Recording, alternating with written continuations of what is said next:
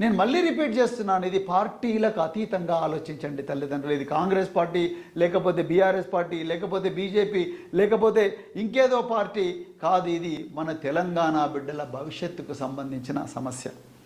ఒకప్పుడు పిల్లలు క్రీడలకు పోతే విపరీతంగా డబ్బులు పెట్టి, గత 10 సంవత్సరాల్లో విపరీతంగా డబ్బులు పెట్టి ఆనాటి కేసీఆర్ ప్రభుత్వం వీళ్ళందరినీ రకరకాల రాష్ట్రాలకు, ప్రపంచ దేశాలకు పంపించింది. కానీ ఈరోజు మేము గౌలిదొడ్డికి పోతే పిల్లలు ఏడుస్తున్నారు. మేము ఇప్పటికే మాకు డబ్బులు ఇవ్వక మాకు పీఈటీ టీచర్లను, మా స్పోర్ట్స్ కోచెస్ను తీసేసినందువల్ల ఈరోజు మేము 3 టోర్నమెంట్స్ మిస్ అయ్యాము. ఆగర్భ శ్రీమంతులు ఆడే గోల్ఫ్ ఏదైతే ఉందో ఆ గోల్ఫ్ నేర్పించడం కోసం గోల్ఫ్ అకాడమీ గౌలిదొడ్డిలో పెడితే ఈరోజు వాళ్ళు 4 టోర్నమెంట్లు మిస్ అయ్యారు. 100కు పైగా మెడల్స్ సంపాదించింది బిడ్డలు, కూలీల బిడ్డలు. వీళ్ళు ఎవరైనా వాళ్ళ తల్లిదండ్రులు కాంగ్రెస్ పార్టీలో ఉండొచ్చు, బీఆర్ఎస్లో ఉండొచ్చు, బీజేపీలో ఉండొచ్చు. కానీ ఇలా తెలంగాణ ప్రజలందరూ కూడా ఆలోచించాల్సిందంటే పార్టీలకు అతీతంగా ఈ బిడ్డల చదువు జరగాలి. ఇలా ఎందుకు మేము మా మాజీ మంత్రులము మేమందరం కూడా ఎందుకు పోయినామంటే ముఖ్యమంత్రి గారు పోవడం లేదు. ముఖ్యమంత్రి గారు పోవడం లేదు కాబట్టి వాళ్ళ అధికారులు ఇష్టారాజ్యంగా వ్యవహరిస్తున్నారు. 1000 కోట్ల బడ్జెట్ ఉంటే కేవలం 2 లక్షల రూపాయలు, 1000 కోట్ల బడ్జెట్ ఎక్కడ, 2 లక్షల రూపాయల పారితోషికం కూడా విద్యార్థులకు ఇచ్చి వాళ్ళను జోర్డాన్ దేశానికి పంపించలేరా? అగసారా నందిని అనే ఒక పేద సామాజిక వర్గానికి చెందిన బిడ్డ ఏసియాలో కాంస్య పథకం తెచ్చుకుంటే క్రీడల్లో ఆ అమ్మాయి కనీసం 300 గజాల భూమి కూడా ఇవ్వలేరా? 1 కోటి రూపాయల పారితోషికం కూడా ఇవ్వలేరా? క్రికెటర్ సిరాజ్కి ఇచ్చినప్పుడు, బాక్సర్ నిఖత్ జరీన్కి ఇచ్చినప్పుడు అగసారా నందిని ఏం పాపం చేసింది? ఒక్కసారి ఆలోచించండి తెలంగాణ సమాజమా. నేను అందుకొరకే తల్లిదండ్రులందరికీ కూడా చేతులు జోడించి కోరుకుంటున్నాను. అయ్యా అమ్మ, దయచేసి ఈ పిల్లలందరూ కూడా మన పిల్లలే. ఈ పిల్లలందరూ కూడా రేపు తెలంగాణ భవిష్యత్తును కాపాడే పిల్లలు, తెలంగాణ పేరును అగ్రస్థానంలో నిలిపే పిల్లలు. మనందరినీ పేదరికం నుంచి విముక్తి చేసి మూతికి ముంత నడుముకు చీపురు ఉన్న బానిస జీవితాల నుంచి, ఈ గుడిసెల్లో బతికే జీవితాల నుండి రేపు బంగళాల్లోకి తీసుకుపోయే బిడ్డలే ఈ పాఠశాలలో చదువుతున్న బిడ్డలు. పార్టీలకు అతీతంగా ఈ బిడ్డల గురించి ఆలోచించండి. మీ స్థానిక ఎమ్మెల్యే గారిని అడగండి, ఎందుకు మీరు గురుకుల పాఠశాల మీద మాట్లాడడం లేదు?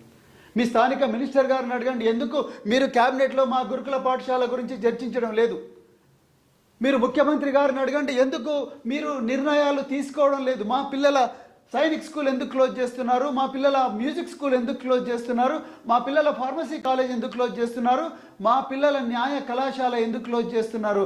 మా పిల్లలకు చదువు చెప్పే ఉపాధ్యాయులకు గత 3 నెలల నుంచి జీతాలు ఎందుకు ఇవ్వడం లేదని తల్లిదండ్రులుగా మీరందరూ అడగాల్సిన అవసరం ఉన్నది. మనం అందరం భార్యాభర్తల ఒప్పందంతోనే ఈ బిడ్డలని ప్రపంచంలోకి తీసుకొచ్చినాం. మనందరి ఆ పేదరికం పోవాలనే ఆనాడు ప్రభుత్వం పెట్టిన గురుకుల పాఠశాలలో ఈ పిల్లలను చదివించి, ఇంగ్లీష్ మీడియంలో చదివించి, ఒక్క పైసా ఖర్చు కాకుండా ఇంగ్లీష్ మీడియంలో చదివించి ఇంత గొప్ప గొప్ప విమానాలు, కార్లు, బంగళాల్లో, సినిమా రంగంలో, విదేశాల్లో, అదేవిధంగా డాక్టర్లు, ఇంజనీర్లుగా మార్చే పరిస్థితి వస్తుందనే కదా మనం తీసుకొచ్చింది.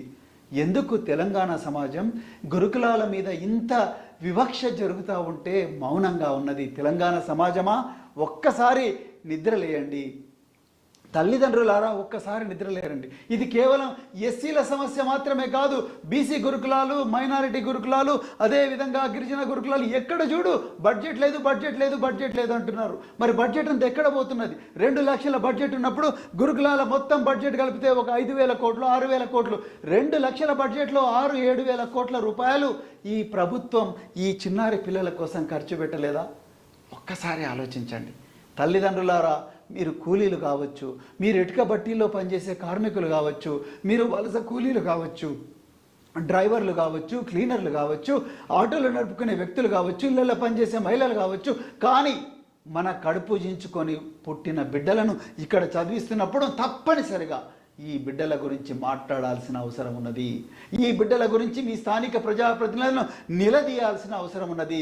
వాళ్ళందరూ పోయి ఈ ప్రభుత్వాన్ని, గాఢ నిద్రలో ఉన్న ప్రభుత్వాన్ని మేల్కొల్పాల్సిన అవసరం ఉన్నది. మీరు ఎవరెవరికో డబ్బులు ఇస్తున్నారు, మా బిడ్డల పొట్ట ఎందుకు కొడుతున్నారు? మా బిడ్డలు పరీక్షల్లో రాయడానికి కనీసం పేపర్ కూడా దొరకడం లేదా అనే ప్రశ్న అడగాల్సిన అవసరం ఉన్నది. మా బిడ్డలకు చదువు చెప్పే టీచర్లకు జీతాలు ఇవ్వడానికి మీకేం అడ్డం వస్తున్నది?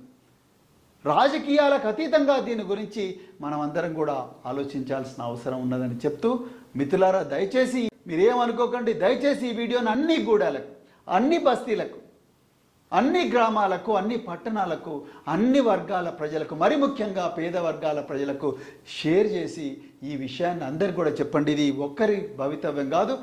7 లక్షల నుంచి 8 లక్షల మంది తెలంగాణ బిడ్డలు, అత్యంత ప్రతిభావంతులైన బిడ్డలు ఈరోజు టీచర్లు లేక విలవిలలాడుతున్నారు, ఏడుస్తున్నారు.